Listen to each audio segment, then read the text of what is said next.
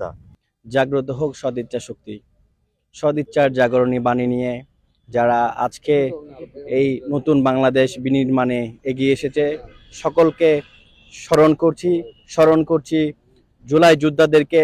তার সাথে স্মরণ করছি 1971 সালে শহীদ হওয়া সেই রণাঙ্গনের সৈনিকদেরকে, যাদের জন্য আজকের এই বাংলাদেশ তথা পুনরায় অভ্যুত্থানের মাধ্যমে আজকের নতুন বাংলাদেশ। আজকের দিন বিজয়ের দিন। বিজয়ের পরেও আমরা কেন জানি অসম্পূর্ণ রয়ে গিয়েছিলাম। আর এই অসম্পূর্ণতাকে সম্পূর্ণ করার জন্য 24-এর যে জুলাই আন্দোলন হয়েছে, যে অভ্যুত্থান হয়েছে, তাদেরকে সহ স্মরণ করছি আজকের এই দিনে। আমি আরিফুল ইসলাম, সদিচ্ছা শক্তির জাগরণী বাণী নিয়ে কাজ করছি, সদিচ্ছার জাগরণের একজন ক্ষুদ্র যোদ্ধা। আমি চট্টগ্রাম সাংবাদিক উন্নয়ন পরিষদের আজকের এই অনুষ্ঠানে অংশগ্রহণ করতে পেরে নিজেকে ধন্য মনে করছি।